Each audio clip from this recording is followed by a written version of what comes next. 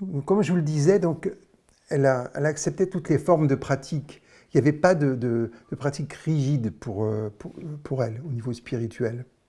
Donc elle reconnaissait la diversité de tous les chemins. Donc je redis, c'est vraiment important.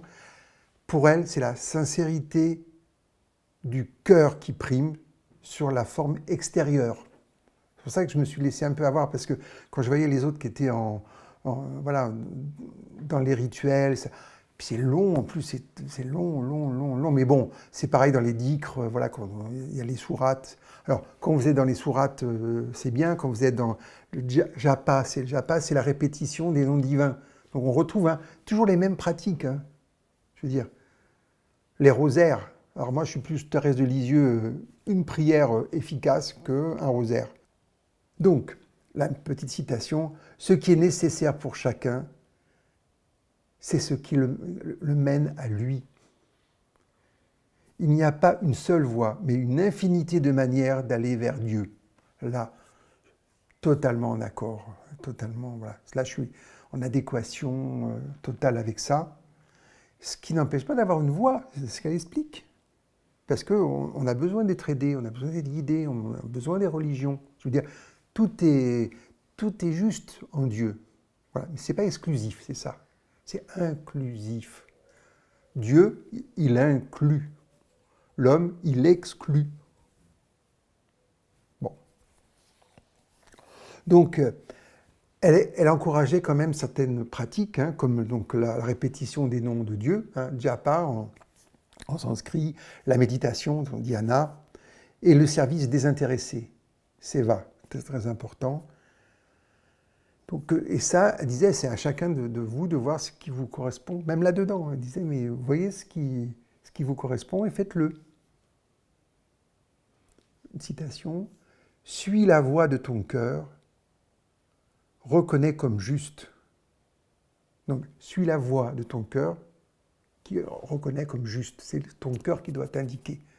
Là encore, on revient à ce fondamental. Le cœur sait. Et quand on se trompe, le cœur nous le dit. Il faut écouter son cœur. Dans les rencontres, dans les choix de vie, dans les moments un peu délicats. L'intérêt de la pratique. Si vous faites la méditation, votre mental, votre émotionnel est en place. Si vous n'y arrivez pas, faites de la relaxation. Faites du yoga, faites du qigong, faites du tai chi pour calmer tout ça. Mais ça ne vous amènera pas à Dieu. Ça nous prépare, toutes nos pratiques, même les méditations du cœur, si c'est superficiel, si ce n'est pas réellement connecté à la profondeur et la lumière divine dans le cœur, ça reste une pratique routinière. Si vous faites, je veux dire, une prière de manière mécanique, ça reste en surface. Alors, c'est pas inutile, parce que il y a toujours la présence de Dieu, mais c'est du superficiel, que c'est que mental. Et si vous êtes dans un truc, c'est que émotionnel, si c'est que de la dévotion, voilà, superficielle. Sincérité du cœur, profondeur du cœur, dans tout ce qu'on fait. Donc elle dit, après, une fois que le cœur a reconnu la voie juste pour nous, marche avec ferveur et avec foi.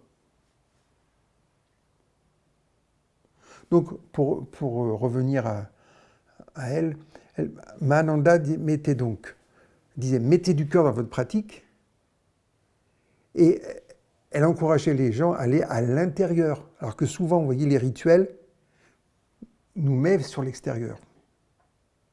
Alors, le rituel peut nous aider à aller à l'intérieur, mais c'est ce que disait Jeanne Guyon. Par exemple, quand vous voulez vous connecter à Dieu dans la pratique, vous écrivez un texte sacré. Bhagavad Gita, les évangiles, vous écrivez le texte. Vous l'écrivez en le sentant bien profondément. Et après, vous sentez que vous êtes connecté. Vous posez le stylo et vous êtes dans la présence, dans la connexion. C'est fait. Ah non, mais il faut continuer à lire le chapitre ou voilà, le verset, etc. Pas utile. c'est mieux d'être en Dieu que de lire même des superbes paroles, quoi. Je veux dire.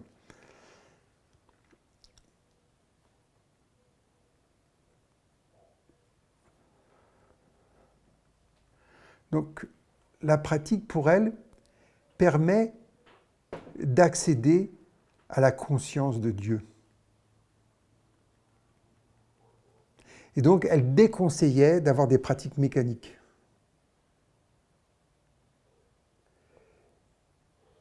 Et elle n'était pas pour l'ascèse excessive.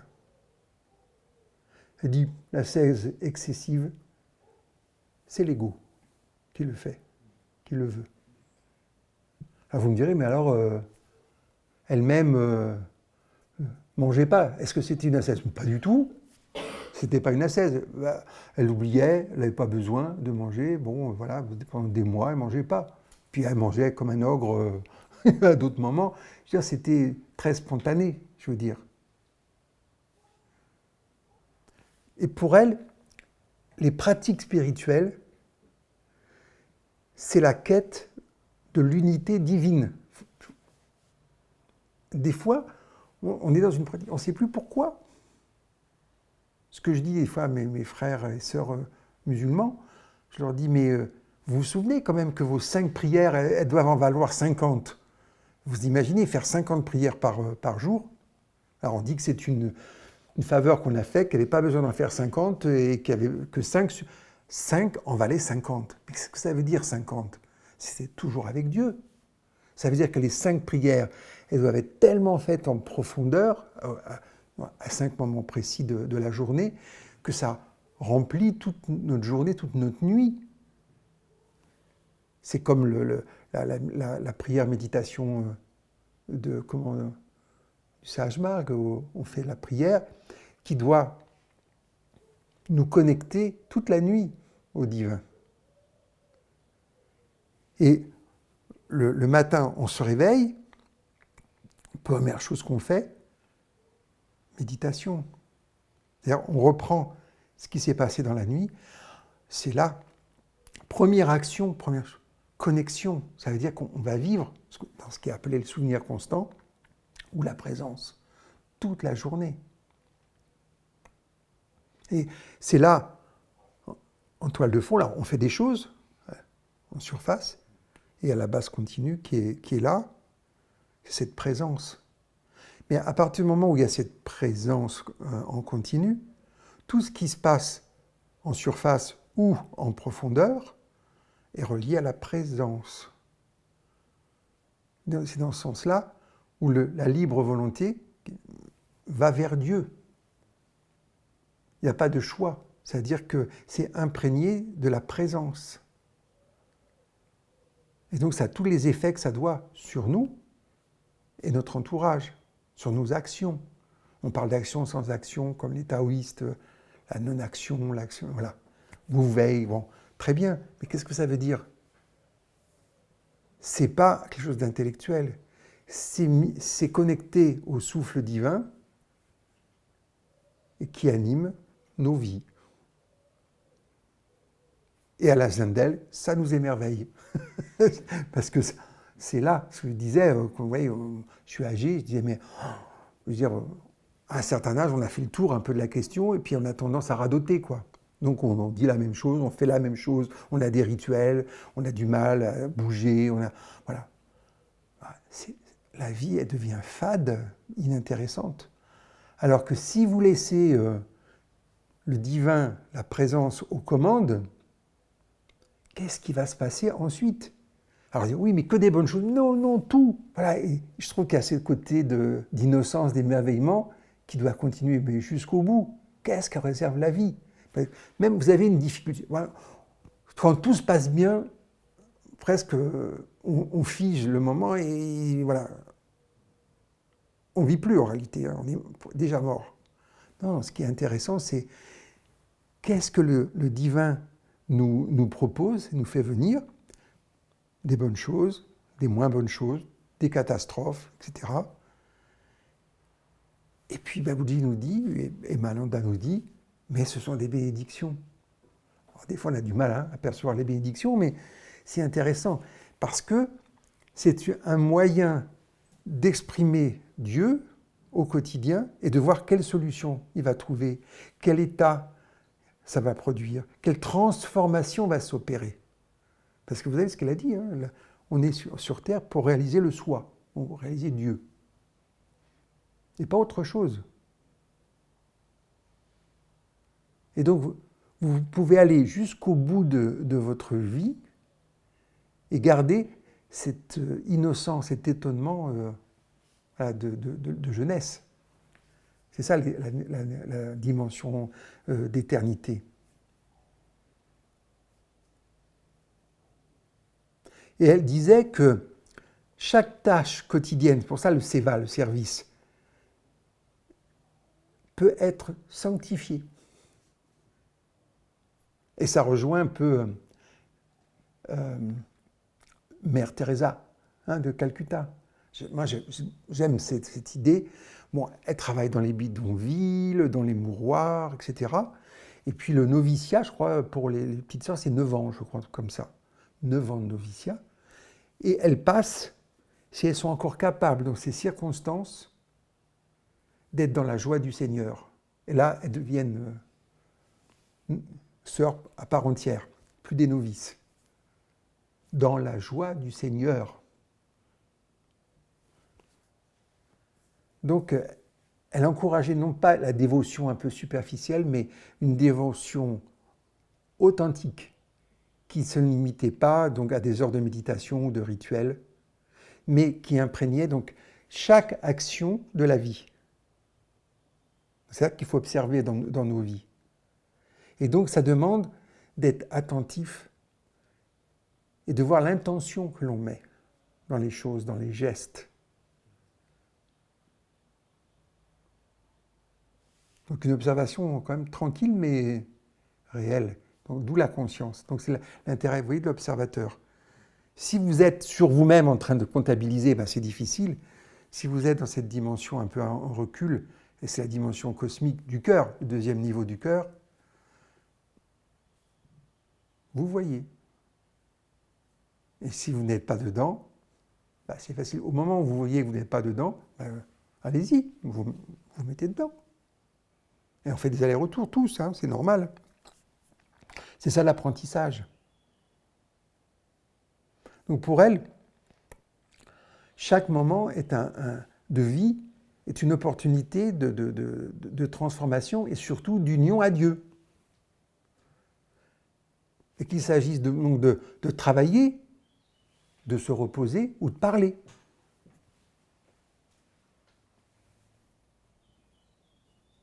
Donc elle disait que l'éveil spirituel se trouve dans l'attitude et non dans les actions extérieures spécifiques.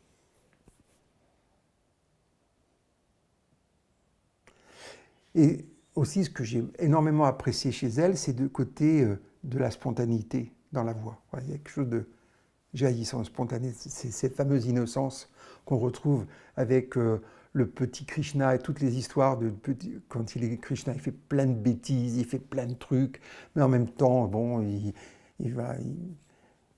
libère des âmes qui sont dans un arbre parce que bon, il court et puis il renverse les arbres et puis dedans il y avait des âmes qui avaient été enfermées parce qu'elles avaient été maudites, je sais pas quoi, qui attendaient sa libération. Mais lui, il jouait, il courait, boum, les arbres tombent et puis les autres sont libérés, quoi, etc., etc. Donc cette fameuse spontanéité due à l'innocence. Et l'innocence, c'est ça la connexion avec le divin. Et elle disait que la véritable vie spirituelle naît du cœur, dans l'instant présent. Et elle rejetait trop les spiritualisés, intellectualisés ou organisés. Ça ne l'intéressait pas.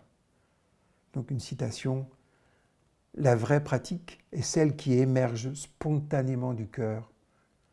Quand tu agis avec amour, tout devient sacré. » Je vous la relis celle-là parce que vraiment, elle vaut la peine d'être mise en place.